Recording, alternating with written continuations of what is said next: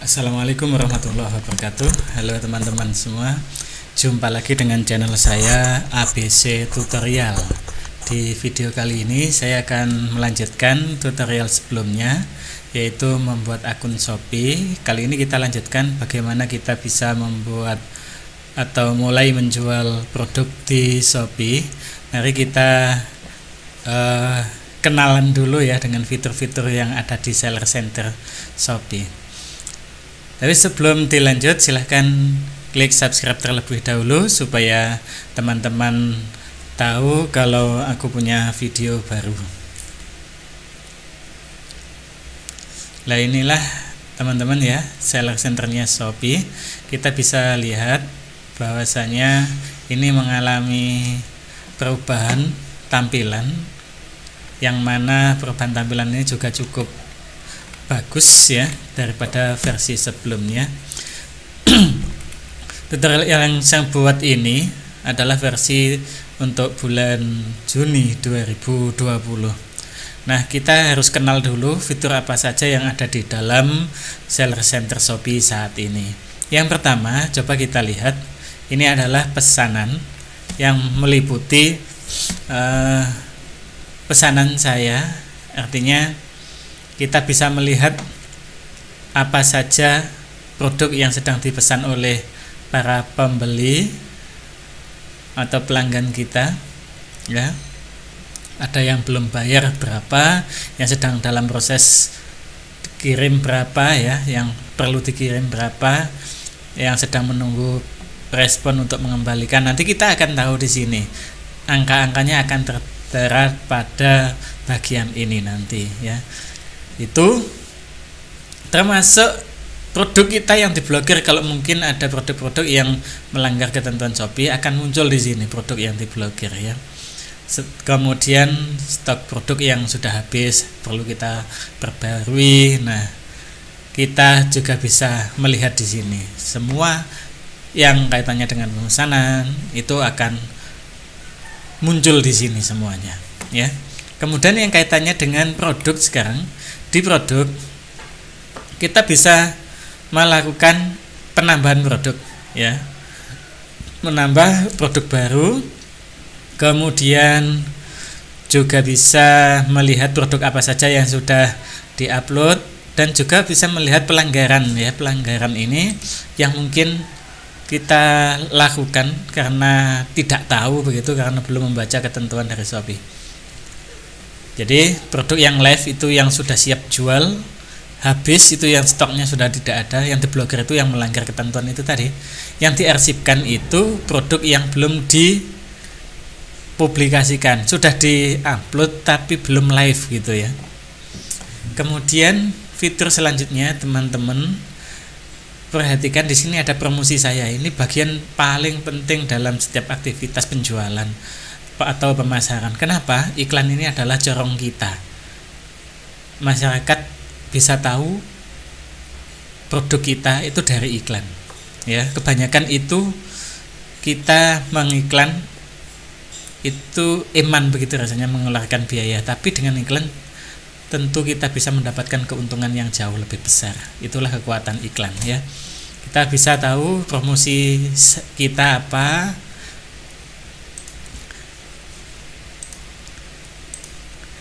iklan, kemudian promo-promo yang lain itu kita bisa buat di sini untuk memasang iklan, meningkatkan pembelian dan meningkatkan kunjungan.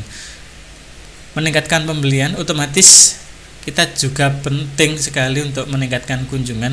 Semakin banyak orang yang mengunjungi toko kita, juga semakin besar peluang terjadinya pembelian. Nah, itulah kenapa promosi ini sangat penting.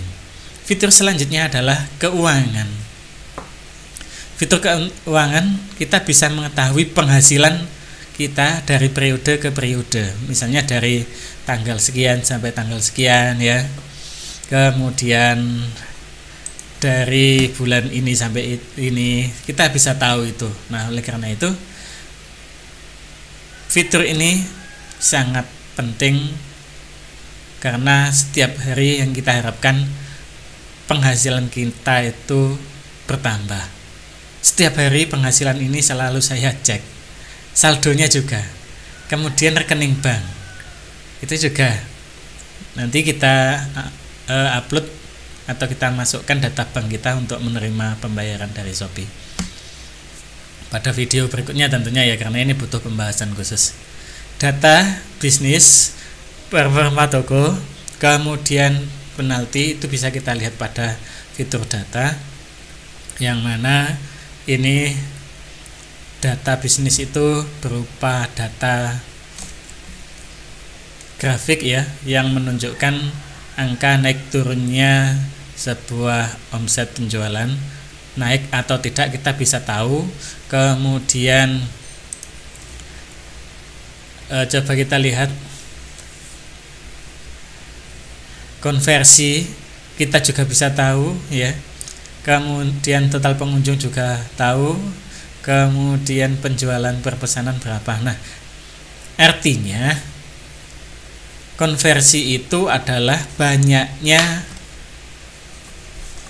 penjualan jika dibandingkan dengan jumlah pengunjung. Misalnya begini, kalau pengunjungnya 1000, yang beli 100, itu artinya 10% tingkat konversinya. Artinya 10% dari orang yang berkunjung itu membeli produk yang kita jual ya. Semakin banyak pengunjung, belum tentu konversinya tinggi. Jangan-jangan hanya berkunjung saja, seperti di mall itu orang masuk saja, lihat-lihat kemudian keluar tidak beli ya, itu ada banyak sekali ya. Nah itulah statistik yang bisa kita pelajari, karena ini penting ya, penting sekali, karena untuk menambah pengetahuan kita, wawasan pasar kita, seberapa kuat sih produk kita itu bersaing di luaran sana ya. Kemudian di sini ada penilaian toko. Penilaian toko ini diberikan untuk memberikan informasi kepada pembeli seperti apa sih toko kita ini, bintang berapa, ratingnya berapa. Nah, semakin tinggi semakin bagus. Begitu juga performa toko, semakin tinggi juga semakin bagus. Penalti ini diberikan untuk mereka yang kena pelanggaran ya. Ini pesanan terselesaikan, tingkat pembatalannya, tingkat pengembaliannya ya. Ini kepuasan pembeli juga diindikasikan atau ada indikatornya berupa chat yang dibalas. Semakin banyak chat yang dibalas itu semakin tinggi juga kepuasan pembeli. Sebab kadang-kadang pembeli menunggu lama enggak dibalas-balas begitu ya. Ini. Nanti ini akan terisi. Ya. Ini masih merah kenapa? Karena belum ada chat yang masuk, belum ada orang tanya, karena kita juga belum upload produk. Nah, seperti ini. Penilaian toko